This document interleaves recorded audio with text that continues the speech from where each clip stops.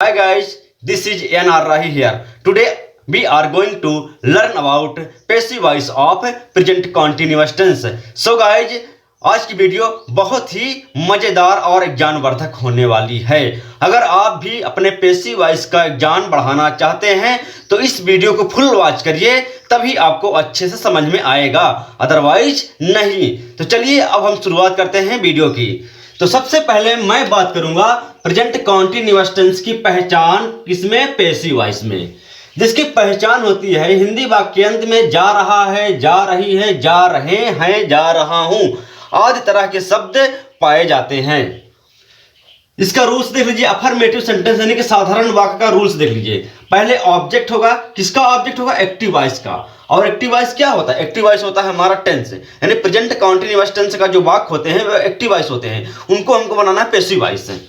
तो एक ऑब्जेक्ट पहले होगा, ऑब्जेक्ट के अनुसार इज, एम, आर आता है, तब बीइंग आएगा, तब वर्ब का थर्ड फॉर्म, अदर वर्ड, और लास्ट में बाई सब्जेक्ट होगा। बाई सब्जेक्ट मेरे हिसाब से ऑप्शनल होता है, आप उसको लगाएं या न लगाएं, अगर दिया रहे तो लगा सकते हैं, अदरवाइज बिना सब्जेक्ट का भी पेसिव वॉइस बन सकता है। तो यहाँ पर एग्जांपल्स जो है दिए हुए हैं प्रेजेंट कॉन्टिन्यूअस टेंस के, एक्टिव वॉइस में लिखे हुए हैं। पहला एग्जांपल है यू आर लर्निंग इंग्लिश, तुम हिंदी सीख रहे हो, जिसका एक्टिव वॉइस का मतलब होता है कि तुम हिंदी सीख रहे हो। और इसको अगर पेसिव वॉइस बनाएंगे आप तो इसका पेसिव वॉइस हो जाएगा कि इंग्लिश तुम्हारे द्वारा सीखी जा रही है। इसी तरह I am using Ram's pen, मैं राम का पेन उपयोग कर रहा हूं। इसका जब पेसिव वॉइस होगा हिंदी में तो राम का पेन मेरे द्वारा उपयोग किया जा रहा है या इस्तेमाल किया जा रहा है। सी इज मिसिंग हर मदर, वह अपनी मम्मी को याद कर रही है या अपनी माँ को याद कर रही है। इसका जब पेसिव वॉइस बनाएंगे आप तो उसकी मम्मी को उसके द्वारा याद किया जा रहा है, यानी कि जा रहा है, जा रही है, जा रहे हैं पर हमारा पेसिव वॉइस इंड हो जाता है। तो चलिए अब बना लेते हैं पेसिव वॉइस के रूप में। तो सबसे पहले हमको लिखना है ऑब्जेक्ट, और मैंने पिछली वीडियो में ऑब्जेक्ट के बारे में बताया है कि ऑब्जेक्ट किस तरह का होता है, कैसे पता करें। यहां पर लिखा कि यू आर लर्निंग इंग्लिश, तुम इंग्लिश सीख रहे हो। अगर इस सेंटेंस में क्या का प्रश्न करिए, तुम क्या सीख रहे हो, आंसर आएगा इंग्लिश, वही होता है हमारा ऑब्जेक्ट। तो इंग्लिश को हम लिखेंगे आगे इंग्लिश। अब चूंकि ये सिंगुलर है तो क्या आएगा, इज आएगा, helping verb is, English is. उसके बाद इज एम आर के बाद क्या बोल रहा है, बीइंग आता है, बीइंग, इंग्लिश इज बीइंग। और लर्न का तीसरा फॉर्म लर्नेड या लर्नड भी होता है, लर्नेड और किसके द्वारा, ये हो गया वर्ब का थर्ड फॉर्म। इसमें अदर वर्ड तो नहीं दिया है तो अब बाई सब्जेक्ट रखते हैं, यहाँ पर सब्जेक्ट क्या है, उधर जाएगा तो क्या हो जाएगा, by you. English is being learned by you, तुम्हारे द्वारा इंग्लिश सीखी जा रही है। Next, I am using Ram's pen, Ram's pen मतलब राम का पेन, मैं राम का पेन यूज कर रहा हूं। मैं क्या यूज कर रहा हूं, क्वेश्चन करिए, मैं क्या यूज कर रहा हूं, राम का पेन। आगे आएगा ऑब्जेक्ट ग्रुप में Ram's pen, this is singular object. तो यहां पर आएगा इज, और फिर इसके बाद क्या आता है, being, is being. Next, verb का थर्ड फॉर्म यूज, हमारा वर्ब है जिसमें आईएनजी लगा हो, इसमें हो जाएगा यूज्ड, किसके द्वारा, मेरे द्वारा, बाय मी। यहां पर आगे हो जाएगा बाय, आई है तो क्या हो जाएगा, मी हो जाएगा। देखिए आई है उधर जाएगा तो क्या बन जाएगा, मी बन जाता है, यू का यू ही रहता है। ये मैंने यहां पर आपको लिखा दिया है कि सब्जेक्ट इधर रहेंगे उधर जाएंगे तो क्या हो जाता है, यहां पर हमने आपको बताया है। Next, she is missing her mother, तो हर मदर किसको याद कर रही है, क्या का प्रश्न करेंगे, किसको कभी प्रश्न करेंगे तो हमारा ऑब्जेक्ट आता है, किसको का प्रश्न करने पर इनडायरेक्ट ऑब्जेक्ट आता है जिसमें किसी मनुष्य का नाम रहता है, और क्या से प्रश्न करने पर डायरेक्ट ऑब्जेक्ट आता है जिसमें किसी वस्तु का नाम रहता है। तो वह अपनी मम्मी को याद करिए, किससे याद करिए, अपनी मम्मी को, हर मदर। सिंगुलर है इज, उसके बाद बीइंग, फंडा वही है सब में, बीइंग तो आएगा सब में, चाहे इंट्रोगेटिव या निगेटिव कुछ भी हो। Her mother is being, miss का थर्ड फॉर्म मिस्ड। अब देखिए इसमें सब्जेक्ट क्या है, सी है, देखिए यहां पर सी उधर जाएगा तो क्या हो जाएगा, बाई हर, ये हो जाएगा by HER her, her mother is being missed by her. तो ये तो बात हो गई अफर्मेटिव सेंटेंस यानी पॉजिटिव सेंटेंस की। चलिए आप हम सीख लेते हैं निगेटिव सेंटेंस। हालांकि निगेटिव सेंटेंस को बनाना कितना कठिन नहीं है, एकदम बेहद आसान है। इज एम आर के बाद नॉट आ जाएगा, बस हो गया। सो गाइस हम आ चुके हैं निगेटिव सेंटेंस में। यहाँ पर देख लीजिए, निगेटिव सेंटेंस का मतलब होता है नकारात्मक वाक्य, जिसमें नहीं शब्द आता है वो होता है निगेटिव सेंटेंस। आपको पता है इसके बारे में। तो इसका स्ट्रक्चर क्या होगा, object is am are, object के अनुसार इज एम आर, उसके बाद क्या आएगा, केवल नॉट आएगा, बाकी स्ट्रक्चर सेम रहेगा। बीइंग आएगा, वर्ब का third form, other word and last में बाई सब्जेक्ट है। तो निगेटिव का मतलब नॉट। तो यहाँ पर देखिए, ही इज नॉट बीटिंग मी, वह मुझे नहीं पीट रहा है। तो यहाँ पर ऑब्जेक्ट क्या है, वह मुझे नहीं पीट रहा है। वह किसे नहीं पीट रहा है, मुझे। मुझे क्या है, ऑब्जेक्ट। अब यहाँ पर समझने वाली एक बात यहाँ पर यह है, देखिए यहाँ पर क्या है, मी। इधर देखिए, मैंने आपको बताया है कि ये वाले इधर वाले जो ऑब्जेक्ट रूप में लिखे हैं बाई के साथ, जब मतलब कि ऑब्जेक्ट रूप में लिखा है मी इधर, तो मी जब इधर आएगा तो क्या बनेगा, आई बनेगा। इधर देखिए मी है, इधर आएगा तो क्या हो जाएगा, आई हो जाएगा। अब आई के अनुसार क्या आएगा, एम आएगा, आई एम। ये तो आपको पता है, इतने तो आप जानकार हैं। I am. अब ये देखिए निगेटिव सेंटेंस है, तो इज एम आर के बाद निगेटिव है तो नॉट। फिर क्या बोल रहा है, बीइंग आएगा, being.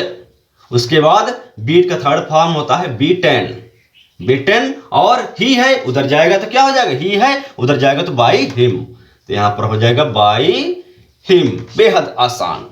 Next, you are not cutting green trees, तुम हरे पेड़ नहीं काट रहे हो। तो यहां पर देखिए, तुम क्या नहीं काट रहे, हरे पेड़, ग्रीन ट्रीज। नेक्स्ट आगे हो जाएगा ग्रीन ट्रीज, ग्रीन ट्रीज। अब क्या है, ये प्लूरल है, बहुवचन है, तो क्या आएगा, आर। फिर उसके बाद निगेटिव है तो नॉट, ग्रीन ट्रीज और नॉट। उसके बाद बीइंग, तब कट का थर्ड फॉर्म वर्ब है, कट का कट ही होता है। और अब देखिए इधर सब्जेक्ट यू है, उधर जाएगा तो बाय के साथ ही यू ही होता है, यू का। Green trees are not being cut by you, तुम्हारे द्वारा हरे पेड़ नहीं काटे जा रहे हैं। Next, she is not cooking food, वह खाना नहीं बना रही है। इसका पैसिव वॉइस होगा, खाना उसके द्वारा नहीं बनाया जा रहा है। नेक्स्ट करिए, चलिए, क्या नहीं बनाया, खाना, फूड। फूड सिंगुलर में आता है इज, और निगेटिव है तो नॉट। उसके बाद आएगा बीइंग, और कुक का थर्ड फॉर्म हो जाएगा कुक्ड। और सी है, इधर देखिए सब्जेक्ट सी है, उधर जाएगा तो by her, by her, full stop. Food is not being cooked by her. इस नियम को आप याद कर लिए कि सब्जेक्ट इधर से उधर जाएगा तो ये हो जाता है, और जब वही सब्जेक्ट इधर से इधर आता है तो ये वाले हो जाते हैं फिर सेम। तो ये तो बात हो गई निगेटिव सेंटेंस की। चलिए अब हम सीखते हैं इंट्रोगेटिव सेंटेंस बनाना पैसिव वॉइस में। सो गाइज हम आ चुके हैं अपने इंट्रोगेटिव सेंटेंस की ओर। तो चलिए पहले देख लेते हैं स्ट्रक्चर। अब इंट्रोगेटिव का मतलब होता है कि क्या शब्द शुरू में रहेगा, इंट्रोगेटिव सेंटेंस होगा। तो उसके लिए जो हेल्पिंग वर्ब होती है इस टेंस की में क्या रहता है, इज एम आर, शुरू में हो जाएगा ऑब्जेक्ट के अनुसार। फिर बीइंग आएगा, तब वर्ब का third form, object, other word, और लास्ट में हो जाएगा, सबसे लास्ट में होगा बाई सब्जेक्ट। उसके बाद होगा क्वेश्चन मार्क। चलिए एग्जांपल से समझते हैं। यहां पर लिखा are you reading a book, क्या तुम एक किताब पढ़ रहे हो, या तुम किताब पढ़ रहे हो क्या। इज ही मिसिंग मी, क्या वह मुझे याद कर रहा है। आर दे टेकिंग टी, क्या वे चाय पी रहे हैं। तो यहां पर क्या सामने शुरू में आ रहा है, तो पैसिव वॉइस बनाने का तरीका वही है, पहले ऑब्जेक्ट के अनुसार क्या होगा, इज एम आर। तो ऑब्जेक्ट हमारा कैसा है, सिंगुलर नेम है, तो इज आएगा, वो कहां रहेगा, शुरू में आएगा। उसके बाद a book, is a book. तब आएगा क्या, बीइंग, ऑब्जेक्ट हो गया हमारा। अब ऑब्जेक्ट के बाद आता है बीइंग, और रीड का थर्ड फॉर्म होता है रेड, मीनिंग वही रहेगी।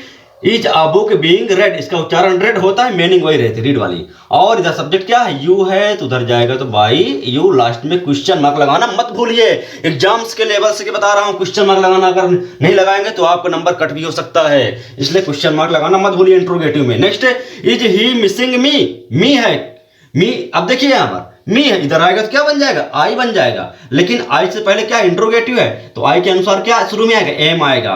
तो यहां पर लिख सकते हैं पहले एम आई, उसके बाद being, am I being, I object हो गया और बीइंग हो गया। अब वर्ब का थर्ड फॉर्म, तो मिस का थर्ड फॉर्म होता है missed.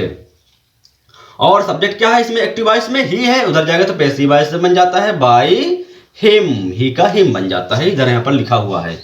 Next, are they taking tea, यानी कि टी आगे आएगा, तो इसके अनुसार इज आएगा, इज टी।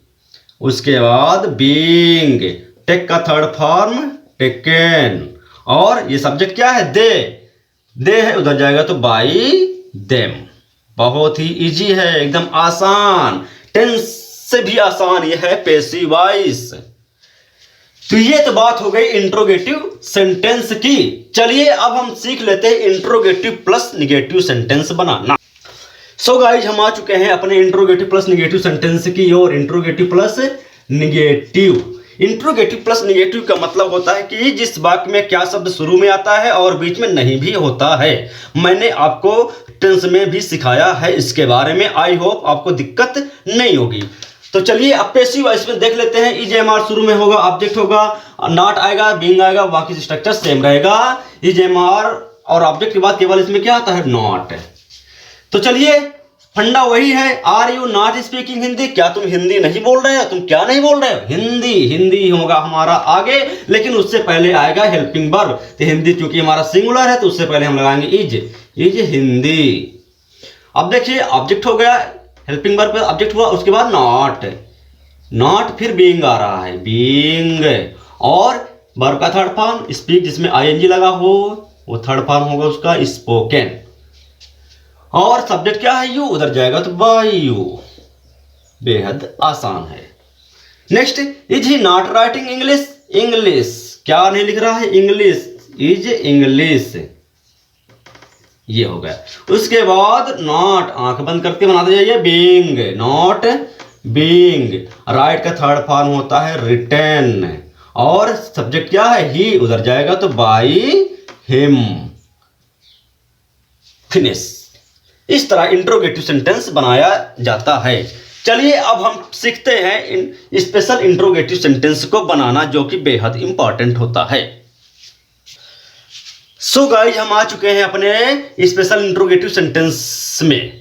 तो आप हम सीखेंगे स्पेशल इंट्रोगेटिव सेंटेंस को पैसिव वॉइस में कैसे चेंज करते हैं। तो चलिए सीख लेते हैं।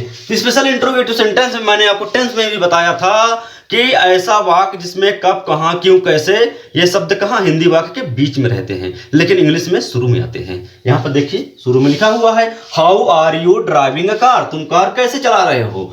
तो इसका पहले स्ट्रक्चर देख लीजिए। पहले प्रश्नवाचक शब्द आएगा, उसके बाद ऑब्जेक्ट के अनुसार इज एम आर आएगा, ऑब्जेक्ट के बाद बीइंग, वर्ब का थर्ड फॉर्म, अदर वर्ड, और बाय सब्जेक्ट होगा, और लास्ट में क्वेश्चन मार्क भी होगा।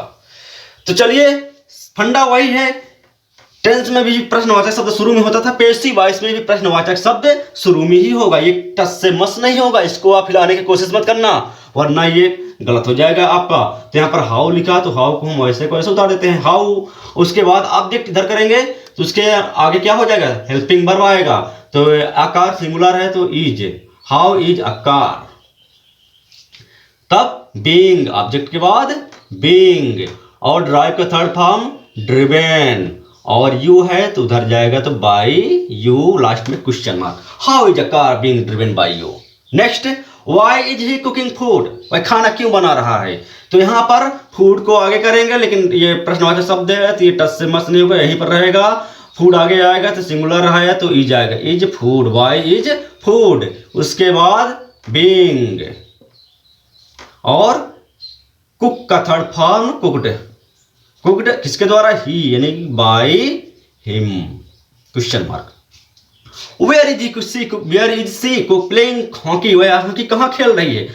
तो हॉकी ऑब्जेक्ट, तो यहाँ पर प्रश्नवाचक शब्द है तो वेयर इज, हॉकी भी सिंगुलर है तो इज लगाया मैंने, वेयर इज हॉकी। उसके बाद यहाँ पर आएगा बीइंग, प्ले का थर्ड फॉर्म प्लेड, और बाई सी है तो उधर हो जाएगा तो बाई हर, लास्ट में क्वेश्चन मार्क है। इस तरह स्पेशल इंट्रोगेटिव सेंटेंस को भी हम आसानी से बना सकते हैं। अब स्पेशल इंट्रोगेटिव प्लस निगेटिव की अगर बात करें तो इसमें क्या हो जाएगा कि हाउ इज है, ए कार है, ऑब्जेक्ट के बाद केवल नॉट आ जाएगा, बाकी सब वही रहेगा। तो how is a car not being हो जाएगा स्पेशल इंट्रोगेटिव प्लस निगेटिव में। बाकी स्ट्रक्चर सेम है, इसको आप खुद से समझ लीजिए, क्योंकि आप खुद अपना दिमाग भी लगाइए अगर इंग्लिश सीखना चाहते हैं तो, अदरवाइज नहीं सीख पाएंगे ना। दिमाग तो अपना लगाना पड़ेगा, तभी तो आपको समझ में आएगा। तो आज की वीडियो में मैंने आपको प्रेजेंट कंटीन्यूअस टेंस का पैसिव वॉइस अच्छे से समझा दिया है। आई होप आपको भी समझ में आ गया होगा। अगर नहीं आता है तो कमेंट बॉक्स में मुझसे सवाल भी कर सकते हैं, मैं उसका रिप्लाई भी आपको दूंगा।